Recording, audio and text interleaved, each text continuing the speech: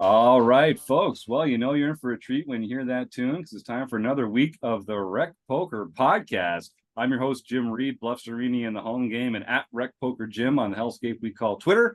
And I have the best freaking job in the world hanging out here with my friends on Monday night talking about this great game of poker while we steal each other's chips in the free nightly home game.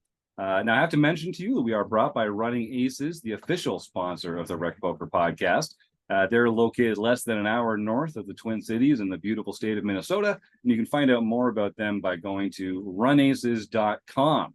Now, here at Rec Poker, we're a largely volunteer based organization. Most of what we do is free. So we depend on the support of our sponsors and our premium members who chip in their $15 a month to help make all the magic happen here at Rec Poker. And we're very grateful to them for that support. So they let me host the show on Mondays, so you get used to hearing my voice, but I'm just one man. It takes a group, a gang, a crew to make the magic here at Rec Poker happen. And if you want to find out more about me or the rest of the wrecking crew, which is what we call that leadership panel here, you can go to rec.poker/crew, or you can just listen up. You're going to meet a few of them right here on the air tonight in alphabetical order by first name. Take it away, Kim Kilroy. I'm Kim Kilroy. I'm PetVet 33 on the social platforms. I'm 56 in the home game, and I run a hand history review group where we look at people's hands from mostly live tournaments every second Wednesday of the month.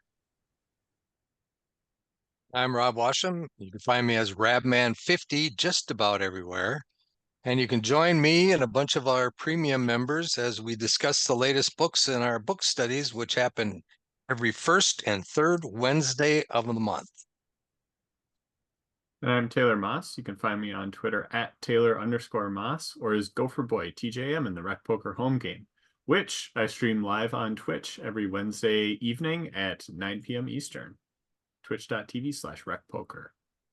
So that's just a little smattering, a little sample of the smorgasbord of Wrecking Crew members that we have here at Rec Poker. I do encourage you to go to rec.poker/crew and see all the other amazing faces and smiles that we have working behind the scenes here.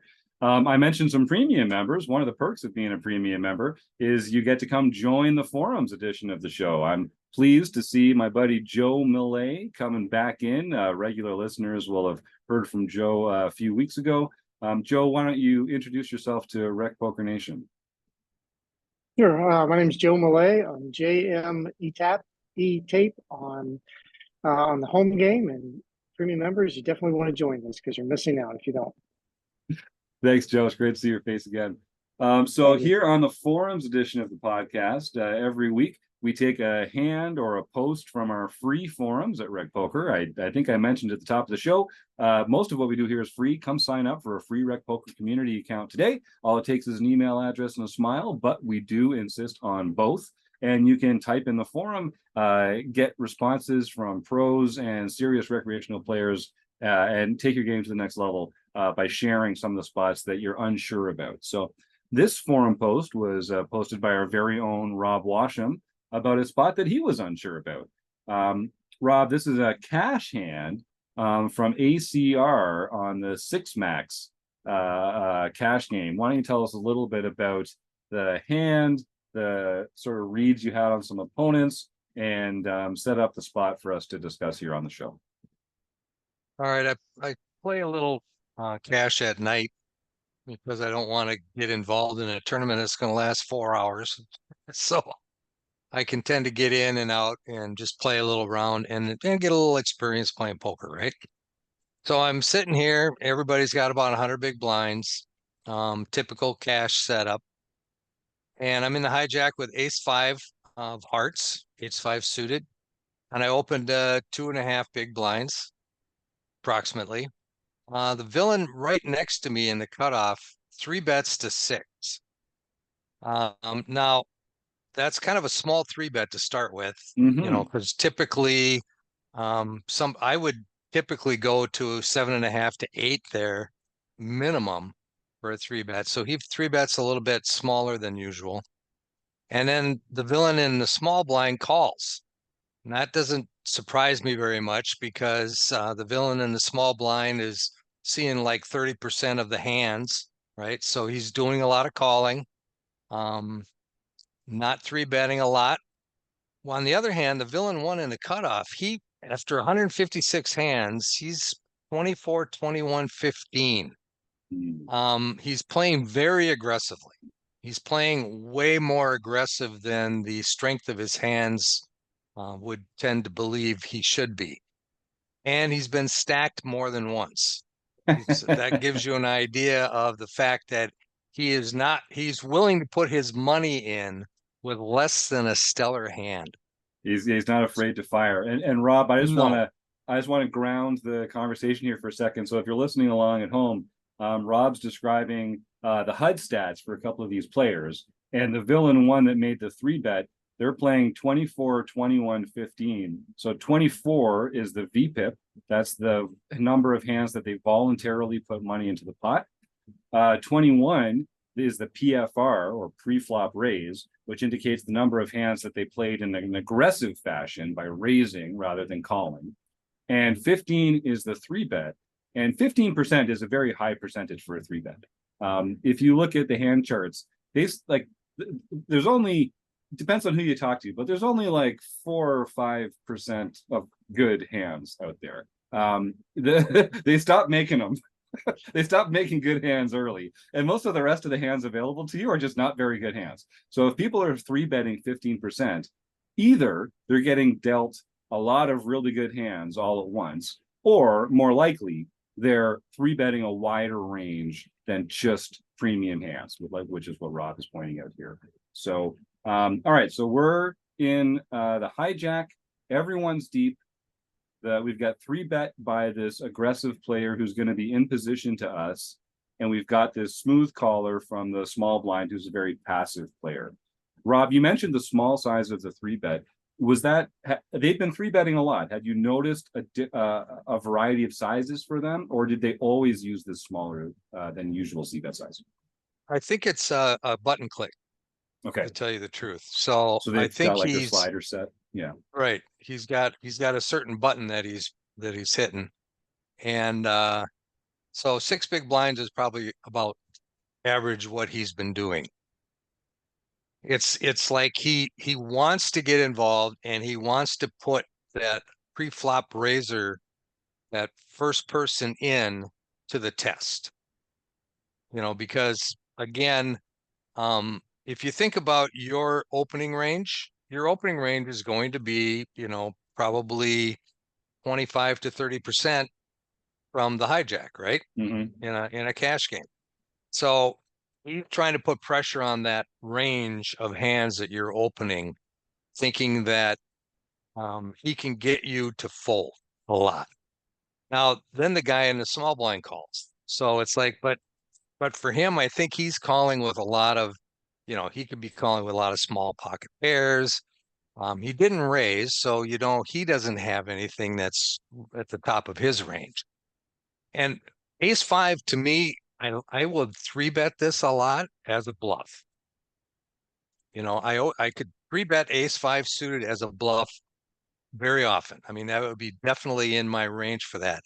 This hand confused me a little bit, though, because I was a pre-flop raiser, and then I got 3-bet by this guy that's overly aggressive. So I'm thinking, do I use ace 5 suited now as a 4-bet bluff? So that's where the question came up. And, as I'm playing, I tagged this hand in my poker tracker, and I said, okay, let's take a look at this, see what everybody else thinks. What do the other wizards say? Yeah, Kim, you unmuted first. So What's on your mind? Yeah, no, I just wanted to ask if he had did you have any stats on this guy about how often he folds to aggression after he's raised? Like how often he folds to 3-bets and how often 4-bets, you're probably not going to have a lot of info on. Right. I probably did. I don't have those at my beck and call right now. I posted this, a couple months ago, so it was ancient history to me. I have a hard time remembering what happened yesterday. I mean, I would assume that he has to fold to, if he has that wide a 3-betting range, he has to fold to a lot of his bluff 3-bets to a properly sized 4-bet. So I don't mind using this hand as a four bet bluff, but you probably have to put in a quarter of your stack. Right. And let's just define terms a little bit here. So if you're listening along at home, so when you make the first raise pre-flop, that's technically a 2-bet. When the big blind is the first bet pre-flop, and if you just call the big blind by limping, you're really just playing that first bet. If you open raise, that's the second aggressive action, so it's referred to as a 2-bet. A 3-bet is when someone re-raises on top of that open, and then a 4-bet is when someone re-raises on top of that 3-bet. So it's really just talking about the number of times an aggressive action has been taken to reopen the betting. And it's a little confusing because pre-flop, that blind counts as the first bet, but that's what we're really talking about. And Rob makes a really good point that just because a hand is a good candidate for a bluff 3-bet, that doesn't necessarily make it a good candidate for a bluff 4-bet, because when you're 3-betting, you're targeting a player's opening range, their 2-bet range, which is going to be, like Rob says, 25, 30%, something like that. A lot of those hands are not going to be strong enough to take it to the mattresses. But when you're 4-betting, you're attacking someone's 3-betting range, and that is a much tighter and stronger range. So it's going to have fewer hands in it that are just going to fold and move on as a proportion of the overall range. So it comes back to us. We're now in this multi-way spot. Taylor, you unmuted there. What's on your mind? Yeah, you made a good point. That's like, hey, ace 5 suited. It makes a good hand to 3-bet, even potentially 4-bet with. The other thing that I think is important when we go through this is like, is this a good situation for us to go for a 4-bet? A lot of the times, like, opponents go for 3-bets because it's good situations. Like, opponent's gonna, in this specific hand, opponent 3-bets us. It's a good situation for them because if they get called, they're gonna have position versus us, and position is great. For us, on the other hand, when we potentially put in a 4-bet, we're gonna be out of position, so we have to consider that. So really, what would give us enough credit to go for a 4-bet would be if we think we can attack our opponent's ranges, which there's 2 of in this exact spot, and get some folds, because we are 4-bet bluffing. Like, we're very clearly talking about this as a 4-bet bluff and hoping that we can get some folds. I think the first villain with their wide 3-betting range, which they should be a little bit wider, playing 6 max. I'm assuming these stats come from a 6 max game, so you're going to get a little bit more 3-bets, but still 15% is relatively high. It's high enough for me to think that we can like attack that range. And then the other opponent, villain number 2, who just called a 3-bet. Anytime I see that, I'm kind of assuming that they're very capped in their range. Not many opponents are going to, in the small blind, try and trap like aces or kings there. So we can really take out some of the top part of their range. So I actually do think this is a pretty good 4-bet opportunity for us. Even though we potentially would be out of position against the first villain. So I would be taking this ace 5 suited as a 4-bet here. Yeah, I like the way you're approaching it, Taylor. I think we always should be asking ourselves in a spot like this, like, should we have a 4-betting range? And I think we should. The stacks are deep. And then the question is, should our 4-betting range have any bluffs in it? Or should it just be, a value range? I think when we find players like this who are opening so wide, who are 3-betting so wide, like you said, we're going to try and target the weaker hands in those ranges by 4-betting. So that inclines me towards a 4-bet bluff here as well. And then it's just that small blind player. Like, they probably don't have a very, very, very, very, very, very good hand. But those wide passive players, they can have jacks here, they can have queens here, they can have a lot of better aces than yours. So I think we really want to get the fold out of them as well. So the sizing is the next thing that comes up, and I think we can't be afraid to pick a big sizing here to pull the trigger on it. Now, ace 5 is a very popular hand for this to balance these ranges with, because it's got an ace, which is great because it's blocking aces, so your opponent's less likely to have an ace themselves. It's got a flush possibility because it's suited, And when you've got the suited ace, you can make the nut flush. So in these pots that you're now bloating by raising pre-flop, you can win a bigger pot if you make that flush or play as flush draw aggressively. And the low aces, ace 2, ace 3, ace 4, ace 5, they can also make what's called the wheel, the low straight. So ace 5 suited, it's got a lot going for it, which makes it a good call in some spots as well. But it also makes it a really good candidate for these bluff spots. Let's just ask the group here: do we need to have a lot of bluffs in a spot like this?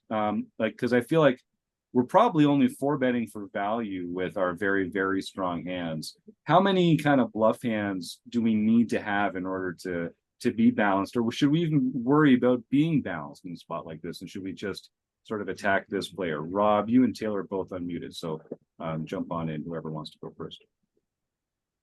Well, I think we should have a bluffing range, definitely, against this specific opponent. Just because of the way I've seen him play, like I say, he's been stacked a couple times already. He loves mixing it up. He'll get all in with a less than stellar hand. So even if he calls my 4-bet, I'm probably still ahead. I could still definitely be ahead of his range, even with ace 5 suited. So in this particular case, I think definitely, if I was 5-bet, if I 4-bet with the ace 5 and 5-bet, easy fold. It's definitely an easy fold. But I still think I can get some value even if he calls my 4-bet. So it's almost kind of like a merge bet, right? Because if he calls, it's okay. If he folds, it's okay. It's just kind of right there. So I guess the next question is, what size do we 4-bet? Yeah, Taylor, did you have something there? Yeah, because I mean, your question was around like, should we have any bluffs? And there's definitely times to just be like a strong and linear range. So like there's definitely circumstances where we don't want to have any of our 4-betting being bluffs, and we would just kind of have it just be the top tier of our range.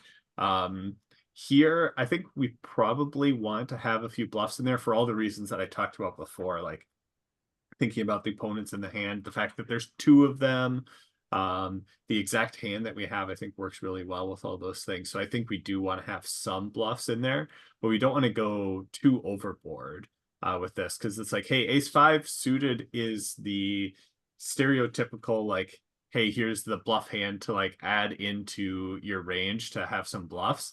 But it's like, what's the difference between ace 5 suited and ace 4 suited? Really nothing. Well, what's the difference between ace 4 suited and ace 3 suited and ace deuce suited? And you can go a bit crazy if you include too many of those in there, because you do want to have some sort of balance when you're thinking about what are all the hands that I would do this with, and not get too heavily weighted towards the bluffs.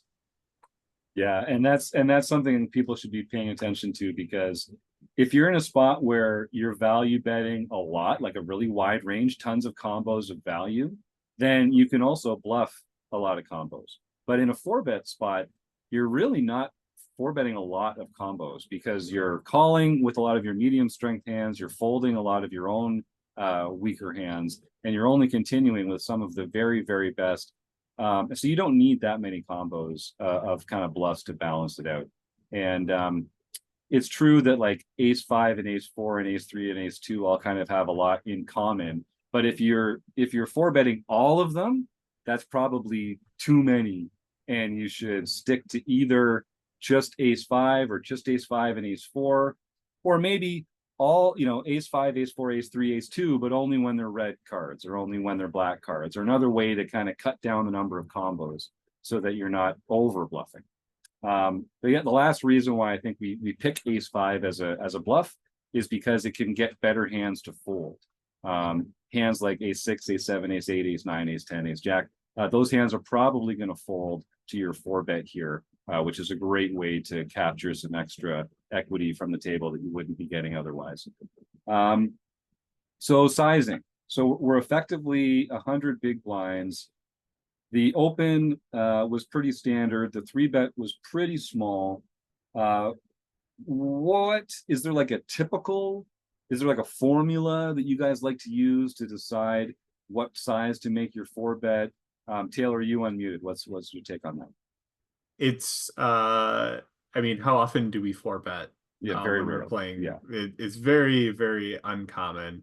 I think you can use some of the same principles that you would think about in like a 3-bet pot in terms of like scale of sizing. Like 3-bet, you typically go, 3x, maybe a little bit more. Are you going to be in position or out of position? If you're going to be in position, you don't have to go as big. If you're going to be out of position, maybe a little bit bigger.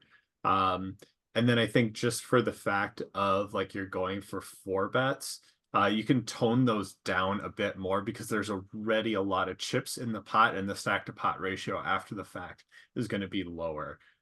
So when I read through this, the first time I read through it, I totally missed that there was a second villain in the hand. And I was like, oh, okay, like, maybe we go like 16, 17 big blinds. That's a little bit less than 3x, and we're out of position, but I think just the 4-bet can like add that much to it. And then once the other person was in the hand, then it really like started to click with me. I was like, well, we are out of position. I should go a little bit bigger. There's another person in the hand. So I think Kim was also kind of alluding to this, but it's probably where my answer is going to be, is about a quarter of the stack. The effective stack sizes are 100 big blinds, somewhere around 25, maybe 23, 24 is probably where I'm leaning towards with a 4-bet sizing here. But I'm thinking about all those like considerations before I go through this. Yeah, and I like that Taylor's thinking about, if I'm out of position, I want my size to be bigger so that I'm giving my opponent a tougher decision. We don't want to give our opponents a good price to play a big pot in position. We're not going to be able to prevent them from playing a big pot where we're out of position to them, but we can charge them a lot to do it.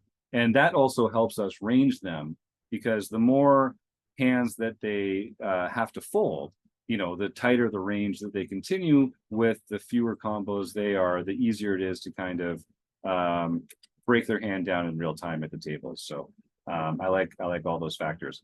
Let's just read through a couple of the responses in the excellent YouTube RecPoker forums here. So we got one from Eric Jin, goes by Binkley. Says, my default strategy is to use ace-5 suited as my 4-bet bluff when facing a cutoff 3-bet. See, Eric, he's got all this stuff figured out. He's got a basic strategy when he's opening in the hijack and getting 3-bet from the cutoff. I love this guy. He says, he plays a lot more live poker than the rest of us. That's true. He plays a Live lot of cash. cash. He plays a ton of Right. cash. That's right. So Right. he encounters this situation a lot more. And this Exactly. is like, Yep. when you're in tournaments, it's not often that you have an 100 big blind effective stack. So 4-bets for 25 big blinds, most of the 4-bets you see in tournaments are going to be shoves. So that's a great point. You're going to see this more in cash games. Eric says, the call by the small blind does complicate the decision. I think I would still put in the 4-bet. And we got another comment from Keith Brandt, goes by Monkey System, another RecPoker Crew member. Says, one thing to think about here, ace-5 suited as a 4-bet is a bluff. In this case, you're trying to bluff 2 players out of the pot, including one who flatted a 3-bet out of position against 2 players without closing the action. So that could be pocket jacks, ace-queen suited. Some will do that with ace-king or pocket tens. Not only that, but you'll have to size the 4-bet significantly larger than usual to avoid pricing them in. And this could mean investing up to a third of your 100 big blind stack with ace-5. Yeah, and that all makes sense as well. And we have to also remember, this small blind player, they've already shown that they are someone who's interested in calling and seeing flops, even if it's out of position, even if they're not getting a great price. So we have to kind of tailor our assumptions around the players that are actually in the room with us. And this is kind of a sticky player playing out of the small blind. So that's relevant as well. There's a great response by Eric Anderson here. So folks, I'm going to put the link to this post in the show notes. It's completely free. You don't even have to be a RecPoker member to view the posts in the forums. You just have to be a member to respond. So click on the link and you'll see a great response from Eric Anderson here, talking about the number of combos that are in there. He's got some excellent charts and visual aids up to sort of break down the different players' ranges and by player type, what mistakes they might be making and how to exploit that. So I won't go into the bulk of his post, but I encourage our listeners, go see what Eric Anderson's talking about in the post here. So, gang, it seems like as a group here, we are in favor of the 4-bet. We think this is a good target for this bluff. Joe, what's on your mind when you see this? Well, this may seem like very much of a newbie question, but I was curious, like, what would be the opposition to just calling the bet or just calling his 3-bet? So what would be the reason not to do that? So poker is a great question. Great question. And, you know, ace-5 suited has a lot of good characteristics for calling as well. Like just we said, it plays well multi-way. You can make the nut flush. It's blocking aces just means that your opponent's ranges have fewer aces in them, whether you 4-bet or not. So you're playing against weaker ranges, you could argue. In poker, we have to, and I'll let the rest of the group weigh in, but in my mind, we have to compare the options according to which one's most profitable. You could argue that when this wide player 3-bets in position against us and the sticky player calls from the small blind, calling is a profitable play here with ace-5 suited. I'm not sure if it is or not. I'm not going to do the math live on the show, but there's an argument for just calling, closing the action, seeing a flop with your suited ace. You know, those all sound really good. I think what we'll find if we break it down and do the math is that when you add the fold equity from the 4-bet, even though it's a profitable call, it's actually a more profitable line to take the 4-bet if our assumptions are correct. Taylor, you unmuted. Is that what's on your mind? Yeah, I was going to say, I think the big thing is fold equity. Like how often when we make this 4-bet, are we going to get folds from both of our opponents? And whatever that percentage is, like think about it, they each put in 6 big blinds, plus the other big blind that exists in the pot and the antes that have come through. Like that's a relatively big pot for us to take down uncontested. The other thing is we're going to get a lot of better hands than ours to fold when we do this. We talked about a lot of things that the small blind could have. If we do get them to fold, you know, something like ace-jack suited, ace-10 suited, or the original 3-better, if they have a better ace than ours, we can get that hand to fold, which if you think about how that hand is going to play versus us post-flop, if we just call, we're going to be in a relatively tough spot against, you know, an ace-jack and an ace-10 because we're dominated as we go through there. We're really trying to like hit a straight or a flush. And a lot of the times in terms of post-flop playability, when we don't flop all that well, or even if we flop some small essence of something that we might want to stick with, we're often not going to be able to realize our equity that well when we just call and go multi-way against other opponents. So this is kind of an overall way of cleaning up equity and capturing fold equity at the same time.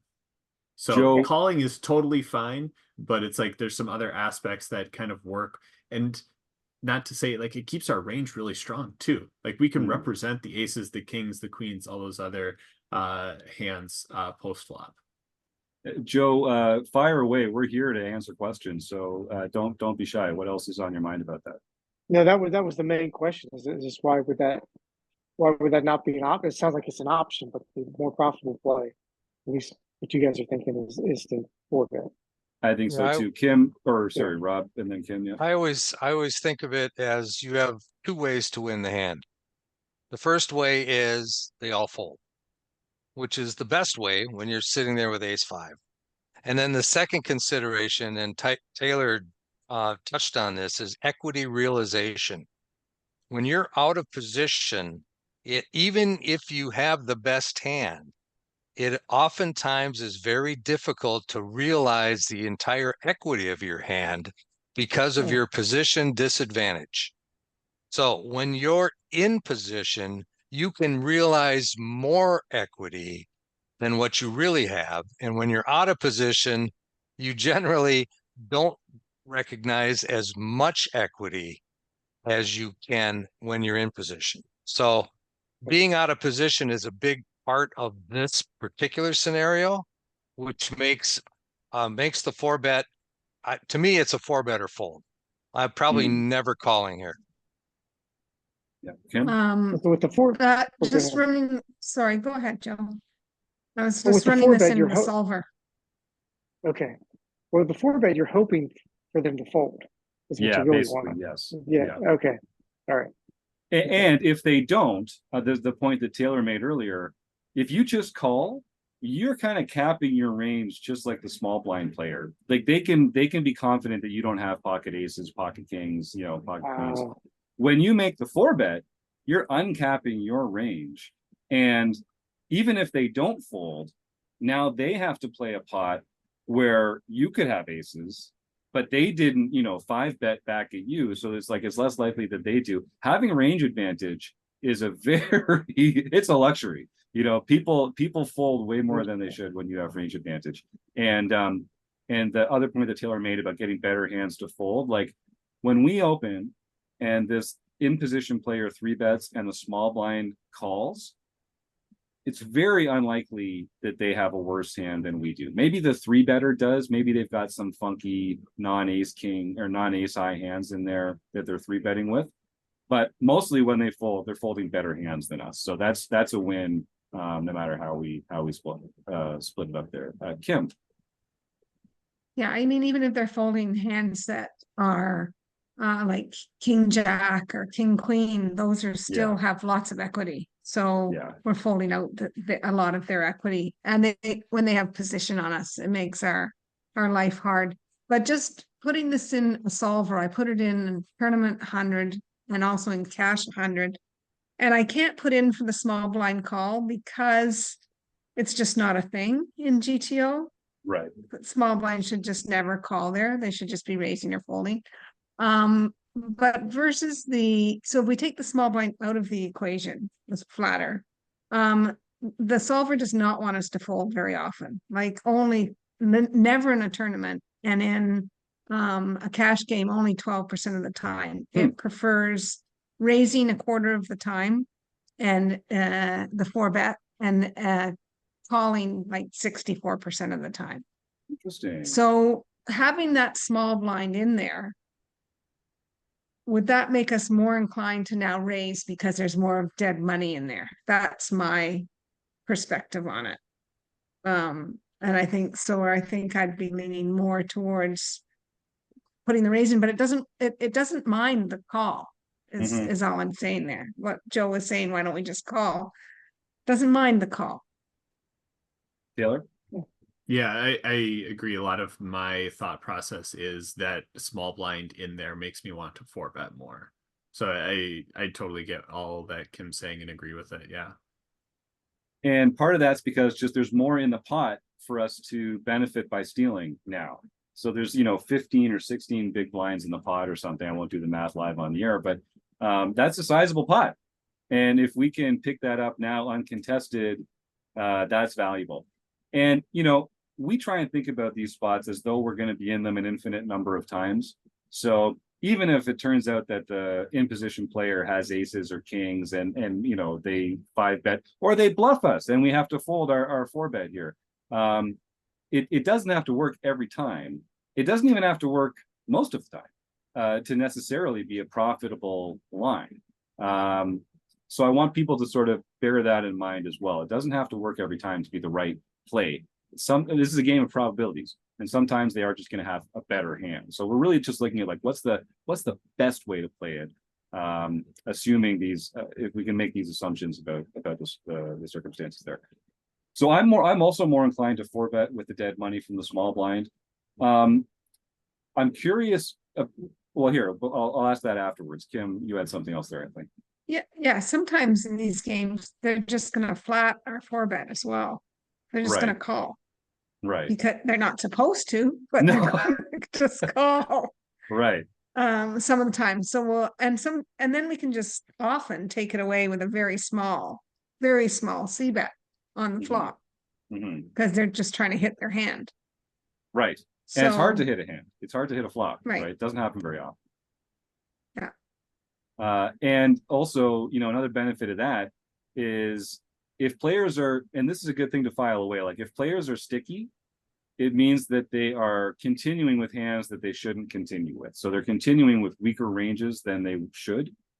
So that means that on future streets, they have a bunch of garbage that they shouldn't have. So those hands have to go somewhere. They're either going to fold or they're going to get to showdown. And if you apply enough pressure, they're not going to get to showdown.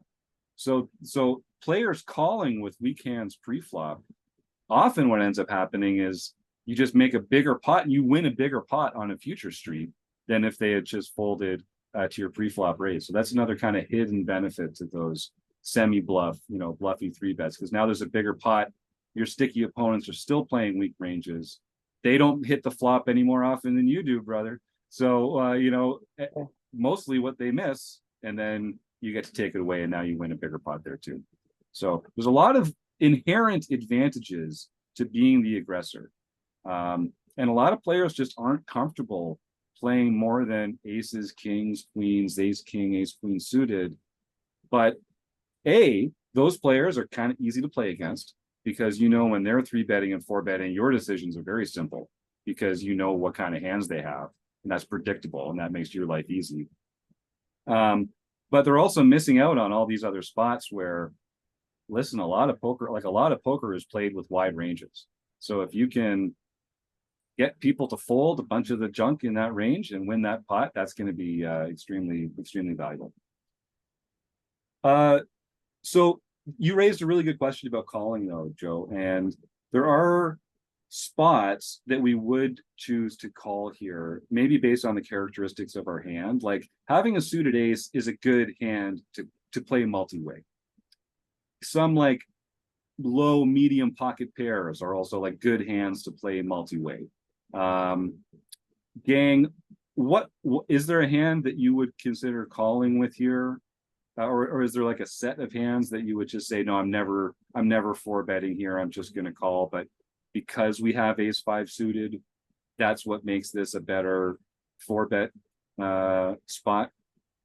Kim? I would personally call with all my pairs that are below a pair that I wanted to 4-bet, because the 3-bet's very small, and we're getting some really good implied odds for hitting our set. Mm-hmm. And what about other suited aces? Might we call with some suited aces and 4-bet with others? Yeah, I was gonna say I'd be calling like ace 10 suited, ace jack suited, maybe even ace queen suited. A lot of the hands that I don't want to have to 4-bet and then fold, I'm gonna be calling. Like Rob made the point, like, hey, if we put in this 4-bet here and we get 5-bet, so our opponent raises again, it's an easy fold for us to make. And that's the benefit of doing that with like ace 5 suited, is we were like, it's the bottom, it's all right that we like fold this, whereas like ace queen suited, if we put in a 4-bet and then our opponent goes all in, we really want to call off with ace queen suited there.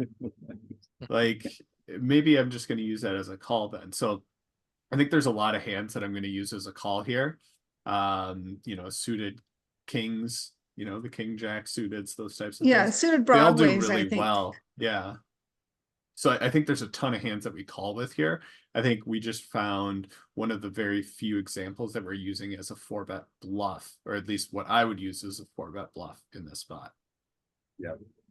Rob? Yeah, definitely. I think there's some suited connectors in your range here when you open from the hijack. And any of those that you want to play, you're not going to be 4-betting any of them. You're going to be calling, like Taylor said. You don't want to have to fold a hand that plays really well multi-way. And this is what you're getting into. If you 4-bet and then get 5-bet, you're going to want to fold some of those hands. And don't you really want to see a flop with them instead? So, and especially, as Kim noted it too, that the 3-bet was very small. So you can call with your 9-8 suited, your jack 10 suited, your 9-10 suited, those types of hands that you may have opened from the hijack. Those are easy calls and easy to play post flop, because you either get something or you don't. I think one of the hands you can put into your 4-bet bluffing range would be a hand like ace queen offsuit. And like Taylor said, call with ace queen suited, because you just don't want to get blown off your equity. But we don't mind throwing ace queen offsuit into the trash if we get 5-bet jammed on. Or even ace jack offsuit. If you open ace jack offsuit, I don't mind I 4-betting think that it's either. probably, that's more of a fold for me, but Well, Yeah, it's one of those cusps. that's just on the line, on the border. yeah. Well, you're going to open probably from that spot. You're going to open ace 10 off and up, probably from the hijack. Mhm. So I think ace jack could be a 4-bet bluff. I don't want to call with ace jack. Mm-mm. Right. So do I just fold it, or do I take Mhm. an opportunity to try to win the hand? And then another note for play, if you're listening at home, offsuit combos accumulate much more quickly than suited combos. So you only have 4 combos of ace 5 suited, but you have 12 combos of ace 5 offsuit. You've got 12 combos of ace jack offsuit. So again, when Rob's saying, I turn ace queen offsuit into a bluff there, I'd turn ace jack offsuit into a bluff there. We're not going to be doing that all the time when we have those hands. We're not even going to be doing that all the time we have a suited wheel ace. But we're talking about like candidates that you could use for this. And yeah, and it really kind of depends on how savvy is the opponent, right? But yeah, so this has been a good and interesting, Joe. I think you see like ace 5 suited, like we said, it has some of these good characteristics to play multi-way, to close the action and to see a flop, but so do a lot of other hands that we can have here. And ace 5 suited also has these excellent characteristics that make it a good bluff as well, the blocker qualities especially. So if we were never going to bluff at all in a 4-bet spot here, I think, Kim says, the solver says we call. But if we are going to have a bluffing range, A, it's going to be small, and B, we really want it to just be like the best possible candidates, the candidates that have the most going for it. Because ultimately, I mean, we're we're bluffing in a 3-bet pot multi-way. So like it's, we don't want to just be like throwing the whole kitchen sink at here. So this is a really good conversation already. Before we get to results, does anyone have anything else to add on that? On that level? Yeah, Rob? Just one thing. I think when we talk about all the different hands that we might 4-bet with or call with, we're looking at one specific situation. Yes. This is not a solver versus solver situation. We're looking at a specific opponent who has proven to be a little more aggressive than he could be and is 3-betting a bigger range than normal. So keep that in mind when you're listening to this conversation, that we're talking about a specific type of opponent. We're not talking your standard guy that the only thing they're going to 3-bet is aces, kings, and queens. Great point. Great point. All right. Well, Rob, I know it was a little while ago when you posted this hand. I don't see any results in the post itself. Do you recall what happened? Do you know if you squeezed the trigger or not, or what did you do? No, I don't remember. I remember I went into Poker Tracker and made a note so that I could look at this again. But it's like I say, it's been 2 or 3 months now, and I really don't remember how it played out. I don't even know if I 4-bet or not. Yeah, I think it was just, what I do when I'm playing, when I come up to a spot and I'm not sure what to do, I put a note out. awesome. And then I'll start looking at it and try to come up with what would I do the next time I get into the spot. So that's what this is. That's a great routine. And folks, I say it all the time. I think Poker Tracker is the best investment you can make in your game. It's $100 or a little over $100, I think. Oh, probably less than that US, you Yankees. Probably getting in there for like $70 or something crazy like that. What a bargain. If you go to rec.poker/resources, you can find a link to Poker Tracker 4. And if you use that link to get their 7-day free trial, just let us know. We'll also send you a pre-made custom built HUD, the Rec Poker heads-up display that you can use while you're playing to really capture some great information about your opponents. But honestly, the best thing about Poker Tracker is just that it compiles all your hands. It's an objective third-party eye on your game. And we are all terrible narrators as poker players, as humans. We remember things poorly. We put the rose tinted glasses on, we like recount slightly idealized versions of hands to our friends so we don't feel stupid about our punts. But Poker Tracker takes all that away. It just shines God's flashlight being shined on your poker game and illuminating all the little nooks and crannies of mistakes that you've made. And it's the best study tool out there. And just being able to go and look at these hands in reality and say, this is actually what happened. And it's the best. So, and I love the way that Rob's using this. As he's playing in real time, he gets to a spot he's unsure how to play, and he just puts a little tag on that hand. He doesn't have to even think about it again while he's playing, and he knows after he's playing in his review session, he can just go and look at all the tagged hands, make some notes, and get better as a player. So I really do encourage folks, if you're playing online, you got to get Poker Tracker 4. And it's kind of my specialty from a coaching point of view. So if anyone has any questions about Poker Tracker 4 or getting started or getting set up or getting the most out of the filters or reports or anything like that, just send me an email, jim@rec.poker. I'm happy to help with that kind of stuff. That'd be a lot of fun. Joe, you're unmuted. What's on your mind, before we wrap this baby up? What I was going to ask, Rob, where did you play this hand? Do you remember? What was it? What site was it on? ACR. That's ACR. ACR? Yeah. Yeah, ACR. I play. Okay. That's the only place. Oh, Well, sorry. I play a little Ignition. I play a little Bet Online, but for the most part, I play most of my playing is on ACR. All right. Well, really good conversation. Thanks, Joe, for joining us. I love it when we get some premium members in the Zoom room here for the forums edition of the chat. Any other parting thoughts before we wrap this baby up? All right. Well, then I want to thank the Running Aces Hotel, Racetrack, and Casino for all their support over the years. Rob Washam, excellent post, my man. I love learning about poker with you. You're the best. Taylor Moss, Kim Kilroy, Joe Millay, and all you at home, and everyone posting in the forum. Thanks for being a Rec Poker member. Thanks for being an audience member. And we'll see you next week on the Rec Poker Podcast. Good night, everybody.